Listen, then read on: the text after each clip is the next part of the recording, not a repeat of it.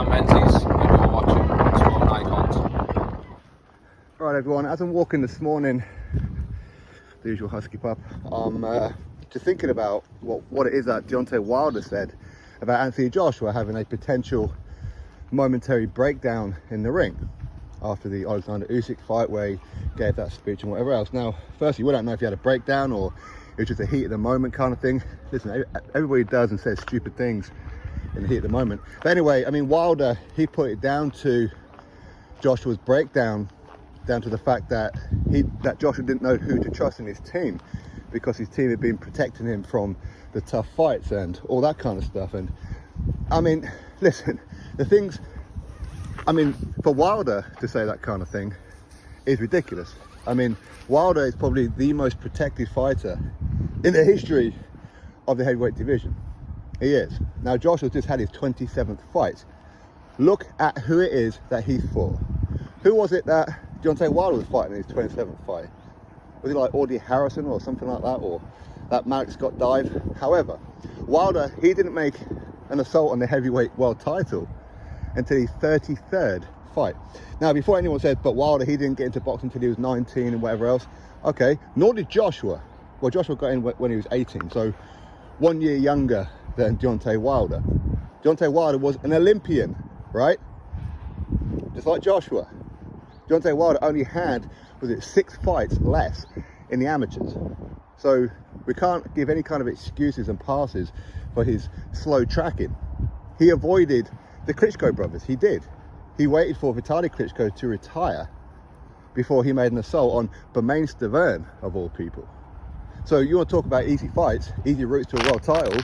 On the fight before he fought Bermane Stiverne for the world title, he fought Jason Gavin. Yeah, Jason Gavin, that's who he fought. His world title defenses are Eric Molina, Artur Spilka,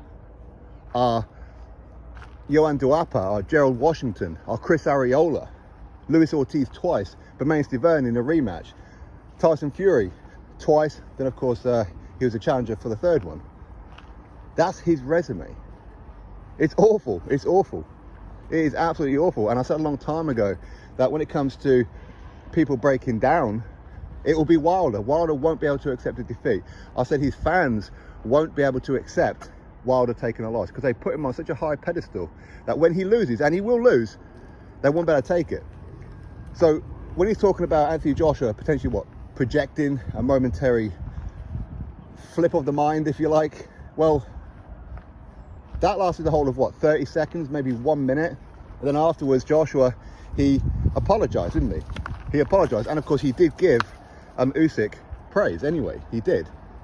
Unlike Wilder, who come out with, what conspiracy did he come out with for Tyson Fury defeating him? He even sacked his own trainer because he believed that he spiked his water. His own trainer who was in his corner for the best part of 10 years. Him. Mark Breland, a legend in the American boxing world.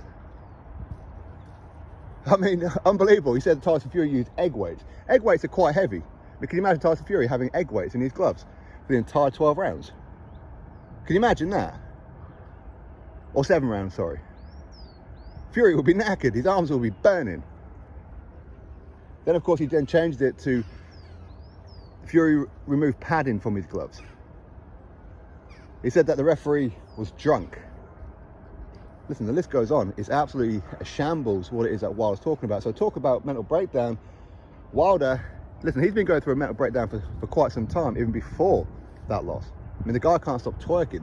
The guy said he wants to be pregnant. This is a guy who can't handle any kind of fame, right? This is that kind of guy. So who is he to talk about Anthony Joshua having easy fights? Again, was it not Wilder who turned down $100 million for 2 fights for Anthony Joshua, with the first fight being in America? For undisputed. He turned it down. He allowed his team to talk him out of it. He had 2 offers. Facts, by the way, 2 offers. One of them was 120 million, with the first fight being his mandatory in Brazil. Then he goes straight into a Joshua fight. Or he had a separate deal, just fight Joshua for 100 million. 2 fights. But he allowed his team to walk out of it. But even his fans were saying how, oh, he's right to turn it down and whatever else. It wasn't really that deal, even though Wilder then later said to Tyson Fury, did he not, I turned down more money to fight Joshua to fight you. So Wilder even admitted it. So he made his fans look stupid. People say how, Wilder fought great champions, great contenders, sorry. No, he didn't. He fought Tyson Fury when Tyson Fury was on the sofa for the best part of 3 years. Fought 2 journeymen to come back. He thought that Tyson Fury was finished. That's what he thought. He thought Tyson Fury was fat, he was out of shape, and never be the same. Wilder said it a year before that Fury came back. Even if he does come back, he'll never be the same. It was a cherry pick that went wrong. His own manager, Shelley Finkel, who seems to tell Wilder who it is that he can and can't fight, admitted Fury was much better in that first fight than what they thought he was going to be. What, were you going to mention that he fought Luis Ortiz? Luis Ortiz, who's he beaten? Who's he beaten? His best win is Bryant Jennings. That's his best win. Bryant Jennings, who lost the fight beforehand to Vladimir Klitschko. That is Luis Ortiz's best win. Luis Ortiz, who turned down Anthony Joshua numerous times. He was Joshua's mandatory, the WBA, when Joshua defeated Klitschko. Luis Ortiz was up next for Joshua after Joshua fulfilled his IBF mandatory in Kubrat Pulev, which then, of course, it was changed to Carlos Takam. Luis Ortiz was Tyson Fury's mandatory. Then, of course, when Tyson Fury vacated or stripped the belt, however, the belt became vacant. Joshua fought Klitschko for that vacant WBA, then inherited Tyson Fury's former mandatory in Luis Ortiz. He said, yeah, you're next after what turned out to be Carlos Takam. He didn't want to do it. He wanted to try and take Anthony Joshua to court. Why? He already had a mandatory. The IBF was up next. That's the order of things when you're a unified champion. Instead, he wanted to go fight Deontay Wilder for $500,000 and got himself knocked out for it. Granted, he did give Wilder the fright of his life. He did in round number 7. But listen, who is Wilder to talk about anything? Again, you see, I've seen another quote from him that he's blaming people in suits stopping big fights happening. Yeah, your managers, your advisors, these people in suits, they're the ones who stopped you from fighting the big names. They did. You never fought Klitschko in unification. His own manager, Shelley Finkel, when he won the world title in 2015, after 33 fights, said that he's still a baby, he's still a prospect. That's what he said. He ain't ready for a Klitschko. Again, you have to remember, Shelley Finkel managed the Klitschko brothers as well. You have to remember that. Easy fight to make. Didn't want to do it. Didn't want to do it. Wilder was a joke of a champion, he was. Always limited. Look at his resume. Imagine if Anthony Joshua had fought the guys that Deontay Wilder fought. Imagine. Can you imagine that? His next fight is going to be against Robert Helenius, a guy who got knocked out by 2 of Wilder's victims, who should never have been in the world title fights anyway. Johan Duapa and Gerald Washington. They knocked out Robert Helenius. This is what Wilder does, you see. He projects. He does. I don't know why he can't just come out and say, Finkel, you're fired. Heyman, see you later. You've been advising me wrong. I could be sat here, potentially as an undisputed champion, and I fought Klitschko. And who knows? Maybe he would have knocked out Joshua. Who knows? I mean, I don't personally think so, but you never know. And he'd have got 100 million in his bank account for it. Instead, he got absolutely bounced up and down the canvas by Tyson Fury. He got humiliated. Absolutely battered. Not a jab to death and then landed a big punch. No, he got bounced up and down off the canvas. He got humiliated.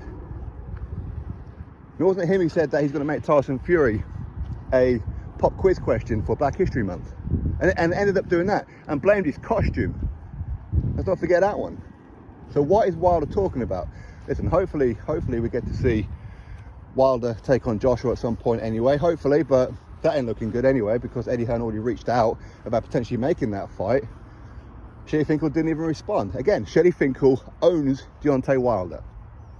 Shelley Finkel said himself when they went through that whole negotiation with DAZN for 100 million, when Eddie Hearn stepped out of the way due to the personal feelings that Shelley Finkel had, and Shelley Finkel said that when he builds up a good relationship with John Skipper, who was at the time the head of DAZN, they'll make the fight. So again, Shelley Finkel was deciding who it is that Wilder fights. And Wilder's too stupid to realise that. His fan base are too stupid. Not all of his fan base, just to clarify that one. A section of them, much like the Fury fans, a section of them, not all of them, a section of them are absolute women. They really are. Anyway, Listen, that's just my thoughts on the whole situation. I could go on and on about it, to be honest with you, but Wilder was a joke of a champion. Took him 33 fights. Joshua still needs to have another 6 fights to get to Wilder's 33 when he first fought for the world title. And look who it is that Wilder defended the belts against. Look who it is that Joshua defended the belts against. Joshua had already defeated Dillian Whyte before even the world title. He took the undefeated record of Dillian Whyte, the undefeated record of Dominic Brazil, who Wilder later fought, the undefeated record of Charles Martin, the undefeated record of Joseph Parker, unification, knocked out Vladimir Klitschko, a tough gatekeeper, if you like, in Carlos Takam, Alexander Povetkin, who'd only ever lost to Vladimir Klitschko on points, where arguably he should have won that fight. Klitschko should have been disqualified for the ragdolling. This is who Joshua fought. Joshua went in there with Oleksandr Usyk twice. Could you see Wilder fighting Usyk? Could you? Could you really? At least Joshua gave it a go. You know what I mean? Anthony Joshua come up short against Ruiz, but again, that was a late replacement. Andy Ruiz Jr. had already recently had a fight, didn't he? When he just signed over to the PBC. He'd just had a fight, so he'd already done the training camp. A couple of weeks later, he's fighting Joshua after big baby Jared Miller popped for PEDs. Then Luis Ortiz and Adam Kaunaki both turned down $7 million to fight Anthony Joshua. But Anthony Joshua takes easy fights, yeah? Okay. Wilder, you're an absolute clown, mate. That's what you are. You're bitch made, and so are a section of your fans, the Wildettes. Bitch made. My thoughts, drop me yours, click thumbs up, subscribe, and I'll catch you on the next video. Raiden, come here.